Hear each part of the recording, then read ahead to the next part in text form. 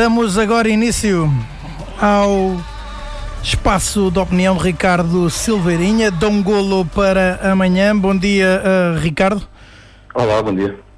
Hoje vamos falar, ou vamos começar por falar então do futebol feminino e mais concretamente do futebol feminino do Benfica, e depreendo pelo início desta tua crónica, deste teu espaço de opinião, que não é uma situação muito agradável. Não é muito agradável, no sentido em que a nossa equipa de futebol feminino tem feito um percurso extraordinário, está no segundo ano de vida. O primeiro foi um arraso, ganhou o campeonato da segunda divisão com todo o mérito, e esperava-se que este ano houvesse mais desafios para as nossas miúdas, e a verdade é que o Benfica tem ganhado os jogos todos com números impressionantes, mesmo na primeira divisão, com equipas de grande valor. Já vai com 6 vitórias em 6 jogos, tem 56-0 em golos, ganhou ao Sporting, que é o grande rival, e provavelmente só o Benfica e o Sporting é que poderão lutar pelo campeonato, com o Braga talvez, mas mais o Benfica e o Sporting.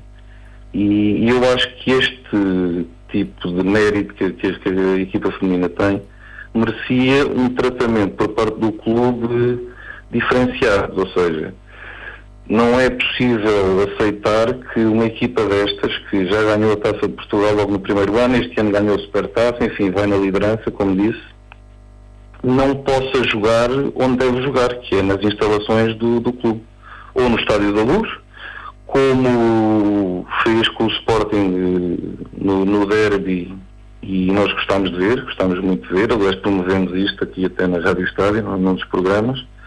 E a Rádio Estádio, e deixa-me dizer, a Rádio Estádio levou inclusivamente à antena o relato dessa partida que foi realizada no Estádio da Luz, do Real Batista.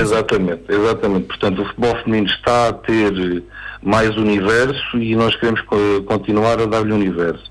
A minha questão é que o clube não lhe está a dar universo, porque o que está a passar é que a equipa de futebol feminino, quando joga em casa, joga no Estádio da Tapadinha, que é um estádio mítico, que tem uma história enorme no futebol português, que tem uma história apaixonante, mas neste momento o Estádio da Tapadinha está em ruínas. As bancadas estão decrépitas, as casas de banho não têm condições mínimas de higiene, e o que eu pergunto aos dirigentes do Benfica, sobretudo ao responsável pelo projeto feminino, que é o Fernando Tavares, curiosamente já apelidado de mentiroso compulsivo há uns tempos por Vieira. Entretanto o Tavares decidiu reentrar no Benfica, tudo bem, legitimamente, cada um sabe de si, mas o que eu gostava de perguntar ao Fernando Tavares e aos dirigentes do Benfica é, queremos patrocinar e divulgar o futebol feminino junto das pessoas, das crianças, num estádio sem condições de higiene? É este o projeto para o futebol feminino no Benfica? Atirá-las para a Tapadinha para terem jogos com 20 pessoas, 30 pessoas a assistir? Não sei, as mulheres do Benfica são menos do que os homens do Benfica, têm menos direitos. As mulheres do Benfica são menos do que os miúdos do Benfica. Os juvenis masculinos jogam no Seixal, os júniores jogam no Seixal. Por que razão não jogam o futebol feminino na nossa casa, não é? E não se pode dizer que seja por falta de relevados no Seixal. Não, mas para mim o futebol feminino deve jogar no estádio que temos, no mini estádio do Seixal, nem sequer em campos secundários. O futebol feminino, como um projeto que se assume ser de futuro e um projeto sério, não pode ser só populista no sentido de apanhar os votos e o encontro de mulheres, tem de ser de outra forma, não é? Não é possível ser populista e colocar o Benfica Sporting em futebol feminino no Estádio da Luz e depois nos restantes jogos atiramos as mulheres, as nossas jogadoras para a Tapadinha, não sei, quase esquecidas. Eu quando vejo, tenho familiares que vão muito ao futebol feminino na Tapadinha e dizem que, ainda não fui ver um jogo lá, dizem que aquilo é absurdo. Quer dizer, eu sei o estado em que está o estádio. Não sei, pergunta ao Fernando Tavares, deixa essa pergunta, pode ser que ele queira responder. E Ricardo, sendo assim, o Seixal seria uma boa opção. Tentar-se outro estádio na região de Lisboa, Não. Para mim tem de ser instalações do Estádio da Luz. No limite, já que temos tão poucas pessoas nos jogos do futebol feminino, no limite até podemos pôr jogos nos campos próximos do Estádio da Luz. Já que não querem dar o Estádio da Luz, isto também é compreensível para não ser num estádio tão grande. Mas para mim é Seixal, como é a equipa B, como é a equipa Revelação masculina, a equipa de futebol feminino tem o mesmo direito, para mim é essencial. Se não, entramos aqui num ato que para mim, sem grandes bandeiras, eu diria que o que está a passar com o futebol feminino, quando atiramos as nossas jogadoras para a tapadinha, é discriminação, é sexismo, é desprezo pelo projeto. Não há grandes dúvidas sobre isso, não é? Ricardo, e passamos agora, uma vez que também a equipa de futebol feminino do Benfica é bastante conhecida pela quantidade de golos que marca, isso dá, neste caso, como aconteceu na época passada, centenas de oportunidades para festejar golos, e íamos agora por aí, pelos festejos de golos, uma vez que esta semana no Brasil houve mais um festejo inovador. Sim, vamos para o lado positivo do jogo. Eu estive a ver o resumo do Santos-Botafogo e o Santos, que venceu por 4-1, um dos golos, marcado pelo Marinho, um jovem do Santos, teve uma comemoração deliciosa. O Marinho, depois de marcar, foi a correr, mas de repente parou e olhou para os colegas a pedir que aguardassem um pouco. Meteu a mão ao ouvido, a fingir que estava a ouvir um árbitro nos fones, e só depois fez o símbolo do VAR e apontou para o centro, validando o gol. E eu achei isso tão maravilhoso que me lembrei quais eram as comemorações que me fascinaram ao longo do tempo, não é? Porque eu gosto deste lado lúdico, este engano, esta constante capacidade que o futebol tem de criar, recriar, reinventar. O Marinho brincou, gozou com a própria situação do VAR. Isto faz-nos voltar à infância, subvertemos um pouco a realidade e brincamos à nossa maneira. E então lembrei-me de comemorações que vi ao longo da minha vida, sei lá, das mais fofinhas, o inesquecível Bebeto embalar o Bebé no Mundial de 94, as mais bélicas, como o Elpidio Silva do Boa Vista, que disparava tiros pelo relvado, ou o Henrique Dourado do Fluminense a passar uma faca no pescoço, simbolicamente. Comemorações de liberdade, o Ronaldo Fenómeno e o Simão Sabrosa abriam as asas depois do golo e voavam para os adeptos. O Eusébio era uma doideira, enlouquecia, rematava mais uma vez para dentro da baliza, reforçava o golo e depois começava a correr pelo campo todo até acabar naquele maravilhoso salto que era um salto infantil, não é? Um salto eterno. Na mesma equipe, o Torres e o José Augusto tinham um comportamento completamente diferente. O Torres e o José Augusto, quando marcavam, não saíam do sítio de onde tinham rematado. Marcavam um golo e saltavam na vertical, um saltinho tímido, com os olhos fletidos e o punho no ar. Era um golo tímido, era uma comemoração diferente. Sei lá, depois a faena de Alvalade 94, com o Isaías aos passinhos pequenos e os corninhos na cabeça, como esquecer. O Kulkov em Leverkusen. Houve uma parecida também, o Kikino Fonseca, num dos poucos golos que marcou pelo Benfica, a imitar uma águia. Era, o Kikino Fonseca imitava uma águia, assim, ele interiorizou bem a nossa mística. Não marcou muitos, mas os que marcou foram fantásticos na comemoração. O Kulkov, não é? O Kulkov em 94 também, depois daquele jogo todo, quando marca o segundo gol dele, o quarto nosso, desfalece, quase como se o trabalho estivesse concluído. O Jardel, o grande Jardel, saltava nos ares, fazia gol e aproveitava para apanhar mais uns trocos, mostrando o Guaraná na camisola. O nosso Nené, o querido Nené, marcava um golo quase como se fosse óbvio, como se fosse uma inevitabilidade, e depois corria para o infinito com os braços a abanar no ar como um papa. Lembro-me de Inglaterra, do Cantona, não é? Que dizia I'm not a man, I'm Cantona, e naquele gol fabuloso do chapelaço sobe as golas da camisola, enche o peito e olha para o público com o ar de quem é o dono do mundo. Carlos Manuel, em 84 contra o Estrela Vermelha, um gol fabuloso de pé esquerdo fora da área, e depois vai e desliza os joelhos na relva molhada do Estádio da Luz. Havia o casado Raul beijava o anel, o Griezmann surfa o gol, o nosso Cristiano salta e cai de bruços cruzados, eu estou aqui. O Messi, depois de mais uma obra-prima no Bernabéu, esse jogo fabuloso, subiu para o placar eletrónico, quase como se fosse um panteão do Deus catalão em Madrid. Essa imagem não me sai da cabeça, é uma coisa inacreditável. O Ronaldinho, diz Rui. E depois há aquelas potenciadas pelo facto de terem ocorrido em mundiais de futebol, como a do Marco Tardelli na final do Mundial de 82, o Roger Milá no Mundial de 90. Meu Deus. O Bebeto também no jogo no Holanda-Brasil a celebrar o nascimento de Mateus Oliveira. Sim. O Grosso, Fábio Grosso, começou a correr feito louco. Sim.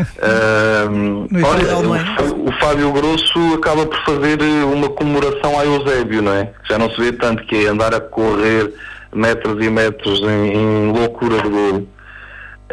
E depois, claro, o Romário, que mandava calar os adeptos, a sua arrogância de poeta é o poeta calado. Houve os acrobáticos, ultimamente não era mais Nani, mas o Bafemi Martins. O Fernando Couto. O Fernando Folha, que foi o primeiro que eu me lembro a ver jogadores a festejar com saltos mortais, e o Fernando Folha jogou inclusivamente no Benfica. Sim, o Fernando Folha, depois o Couto no Porto e no Parma também dava aquele saltinho. O Asprilha, que também era delicioso, colombiano Asprilha. La Capriola, como eles diziam em Itália. La Capriola. O Ravanelli e o Maradona, naquela comemoração que é uma comemoração com todos os adeptos do mundo e contra a FIFA, não é? Quando no Mundial de 94 vem em direção à câmara, enraivecido. Que acaba por ser o último golo que marca em mundiais de futebol. É o último golo que Maradona. É o último dele, sim, porque depois foi suspenso, etc. Salpicar suor para o vidro da câmara, não é? Aquilo tem toda uma imagem que é uma imagem quase épica, um golo de sangue.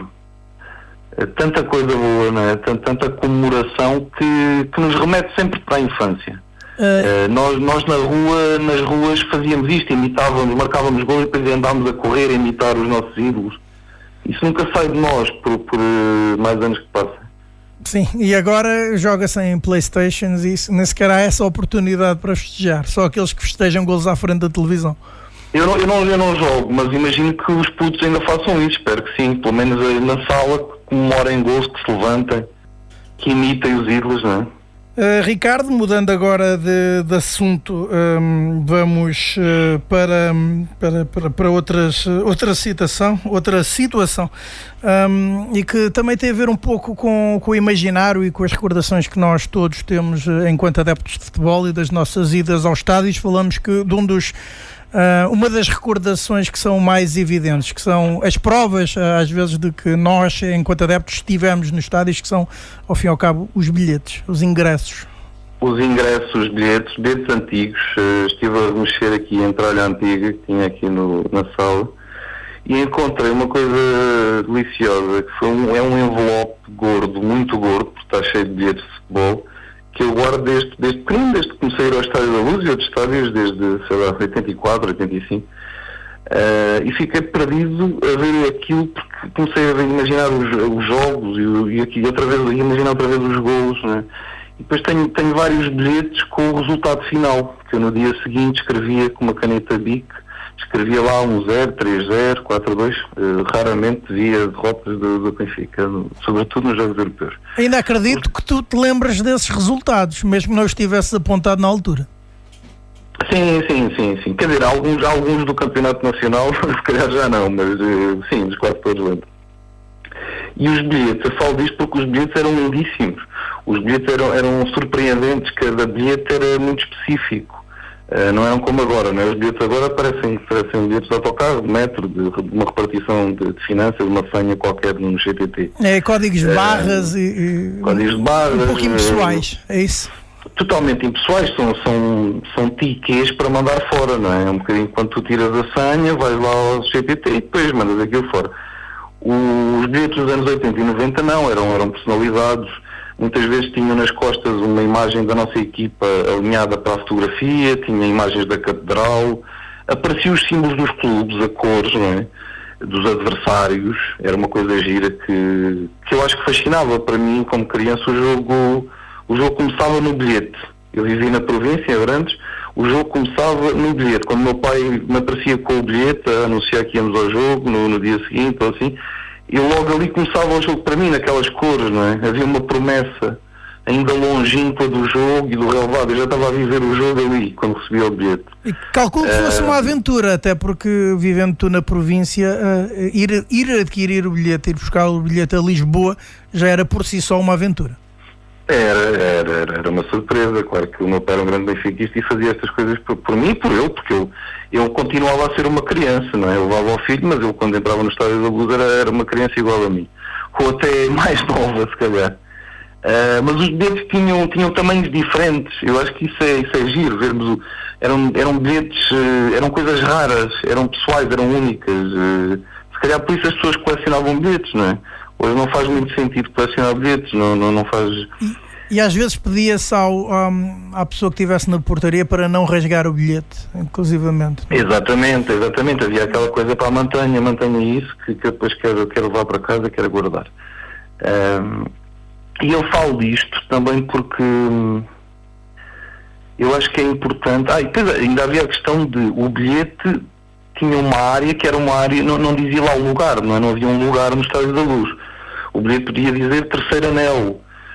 E nós logo decidíamos em qual dos 35 mil ou 40 mil lugares em que queríamos ficar. Portanto, era completamente diferente. Mas falo disto porquê? Porque me entristece a forma como os clubes, especialmente o meu, que é o que mais me importa, trata os adeptos. Não? Já não é como se os adeptos fossem o sangue do clube, mas como clientela para encher os cofres da empresa, da marca. Agora diz-se muito isto, a marca.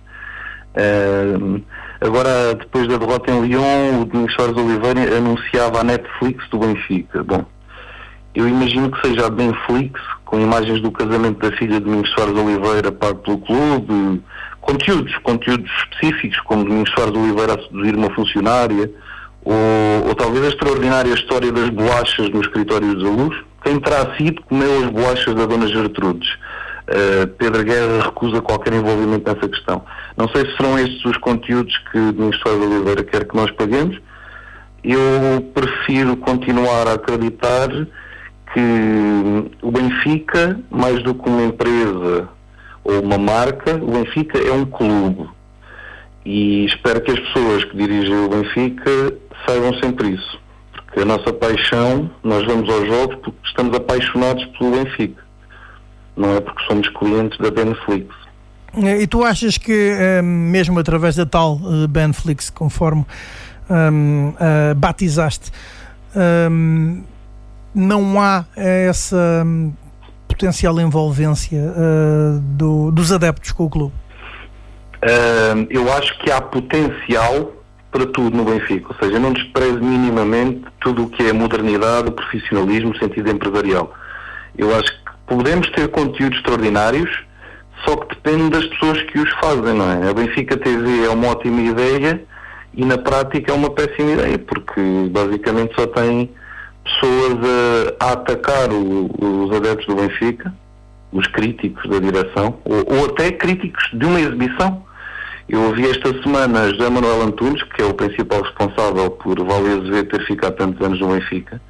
Neste momento, José Manuel Antunes passa as semanas, tem um programa na Benfica TV, Lanças Apontadas, em que ataca e insulta os benfiquistas que põem em causa qualquer coisa do clube. Ora, o Benfica é um clube democrático. O Benfica não serve para pessoas que até já foram tão responsáveis pela tragédia no clube insultarem outros sócios, outros adeptos. Portanto, sim, a ideia pode ser boa, mas depois vai depender sempre da vontade e da honestidade de quem a dirige, não é? E eu desconfio seriamente das pessoas que estão no Benfica.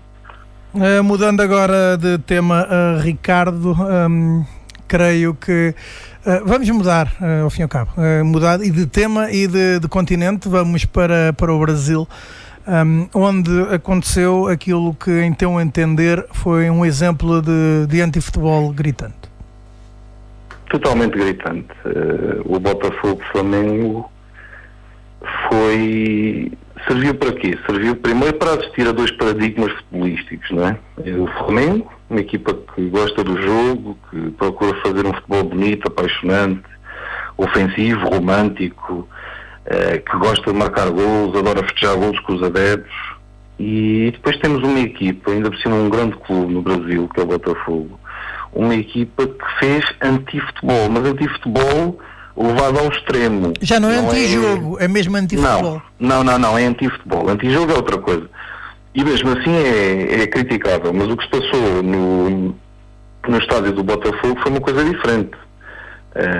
Eu acho que uma equipa deve pensar uma estratégia. Quando joga contra uma equipa tão forte como o Flamengo, deve pensar uma estratégia. E pode ser uma estratégia defensiva. Isso é legítimo como qualquer outra estratégia. Qualquer tática que haja. O meu problema aqui com o Botafogo foi que isto não foi uma questão tática ou de colocar autocarros à frente da baliza. O treinador do Botafogo, o Alberto Valentim, o que fez foi decidir dar porrada. O Jesus diz e bem, foi ataque ao homem. Foi um ataque ao homem, foi um ataque cerrado a todos os jogadores do Flamengo, sobretudo aos avançados. E não foi só a porrada em si, foram as simulações, as birrinhas, o perder tempo. O argentino, o central, o Carly, um homem detestável, quer dizer, parecia um daqueles gordos do Inatel a fazer fitas e a arranjar problemas em todos os lances, com a diferença que os gordos do Inatel sabem que não são jogadores de futebol. E o Carly também não é, mas ele não sabe disso. Ricardo, e agora vamos para a tua habitual sugestão musical. Uma música do Jorge Benjor chamado Filho Maravilha. A história é deliciosa porque é uma história de um jogo entre o Flamengo e o Benfica em 72 no Maracanã. O Jorge Benjor, o grande músico e flamenguista inveterado, viu o jogo e decidiu fazer uma homenagem ao crioulo doido, como lhe chamavam. A história é muito simples. Ficou 1-0 para o Flá, com um gol extraordinário do Filho Maravilha. Um jogador com dentes a Ronaldinho Gaúcho e totalmente desengonçado, que nessa noite teve uma inspiração divina e maravilhou a plateia para mal dos nossos pecados benfiquistas. E depois, como não há imagens do gol, não há um único vídeo do gol, o gol tornou-se mito e foi celebrizado pelo Jorge Ben com esta música fantástica, que é uma homenagem ao crioulo doido, que hoje, curiosamente, entrega pizzas numa cidade dos Estados Unidos. E vamos ouvir então Jorge Benjor e esse Filho Maravilha.